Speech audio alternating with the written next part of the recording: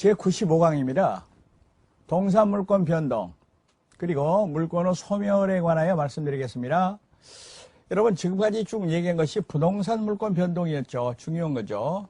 근데 물권 변동에는 동사물권 변동도 있어요. 그런데 동사물권 변동도 사실 두 가지가 있어요. 법률 행위에 의한 것하고 법률의 규정에 의한 것. 물론 법률 행위에 의한 물권 변동이 동산에 있어서 중요한 거죠. 그런데 부동산하고 단적으로 비교한다면은 부동산 물권 변동에 있어서는 등기가 공시 방법인데 대하여 동산 물권 변동에 있어서는 인도가 공시 방법이라는 거 먼저 말씀드리겠습니다.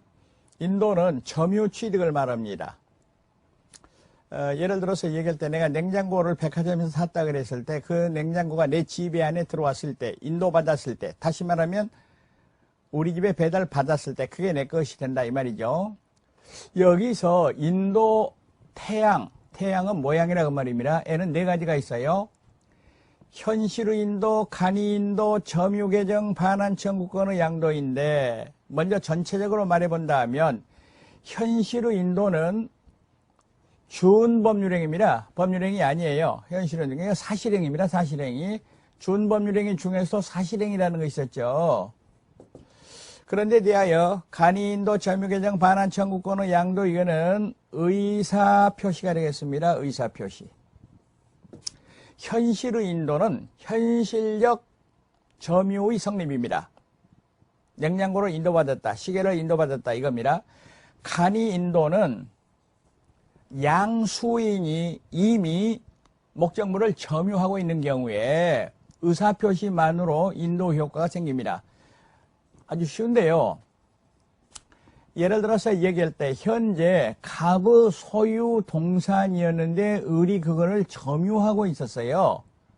그랬는데 즉 빌려주고 있었습니다. 갑이 을한테 빌려준 그 동산을 을한테 팔아가지고 소유권을 이전시킨다 했을 때는 빌려 쓴 시계를 갑한테 반환하고 갑이 다시 판 시계를 을한테 주고 이런 거 안 하고 의사표시만으로 소유권 이전의 효과가 생긴다 그 말입니다.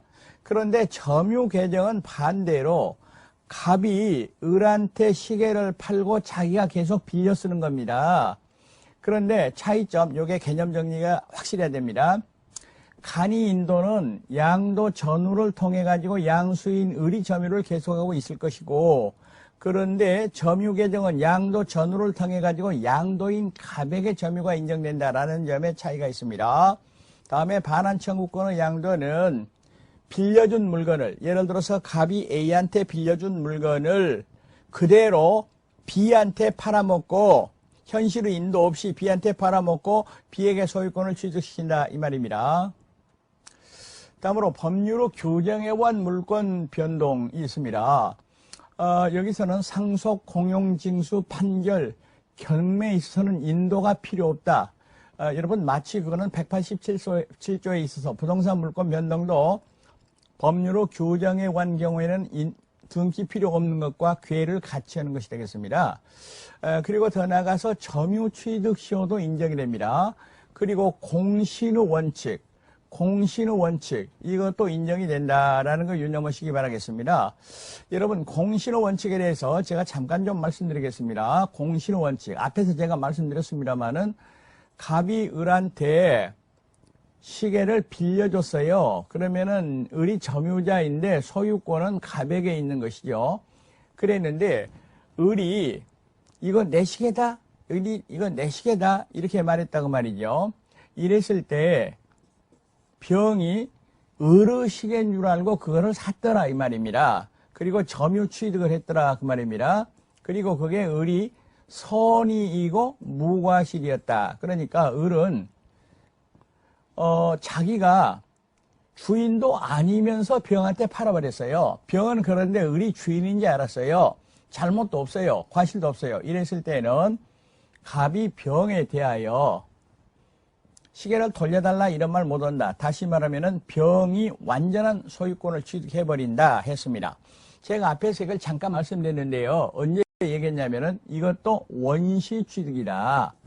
다시 말하면은 갑의 소유권을 이어받은 거 아니고 법률의 규정에 의하여 독자적인 원인에 의하여 이루어진 경우다라는 얘기가 되겠습니다.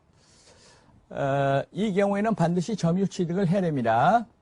즉, 이때의 점유취득은 병의 점유취득을 말합니다. 주의할 것은 병의 점유취득에는 현실의 인도, 간이 인도, 그리고 반환 청구권의 양도 이 세 가지는 들어가는데 점유계정, 점유계정에 의한 점유취득은 선의취득의 요건이 되지 못한다. 네 가지 중 그러니까 현실의 인도, 간이 인도, 그리고 반환 청구권의 양도 세 가지는 되고 점유계정은 안 된다라는 거 확실히 해주시기 바라겠습니다. 계속해서 물권의 소멸에 대해서 좀 보시겠습니다. 물권의 소멸 원인에 있어서는 일반적 소멸 원인으로서 다음과 같은 걸 들 수가 있습니다. 목적물의 멸실, 더 말할 필요 없죠. 소멸시효, 제한물권은 소멸시효에 걸리면은 물권이 소멸합니다. 그리고 포기는 법률행위가 되겠습니다. 이런 것들은 사건이고요. 그리고 공용징수, 혼동. 여러분, 공용징수는 물권의 취득 원인도 되고 소멸 원인도 됩니다. 왜 그런가 하면은 예를 들어서 갑이 지금 토지를 가지고 있었는데 도로가 나가다 보니까 그 토지의 소유권이 국가로 넘어가게 됐습니다. 공용징수가 됐습니다. 이랬을 때 국가의 입장에서 보면은 취득, 소유권 취득 원인, 갑의 입장에서 볼 때는 소멸 원인이 된다라는 거 유념하시기 바라겠습니다. 그리고 혼동은 사건이고 절대적 소멸입니다. 이 중에서 아주 중요한 것이 이제 혼동이 되겠습니다. 혼동에 대해서 별도로 한번 말씀드리겠습니다. 물권의 혼동, 이 소멸 원인은 특별히 우리가 유의를 해야 됩니다. 여기서 혼동이라는 것은 양립할 필요가 없는, 두 개를 놔둘 필요가 없는 이 두 개의 물권이 한 사람에게 귀속하는 경우에 그걸 혼동이라 하고 그중 하나를 소멸시키는 겁니다. 그중 가장 중요한 부분이 소유권과 제한물권의 혼동이 있습니다. 소유권과 제한물권. 이랬을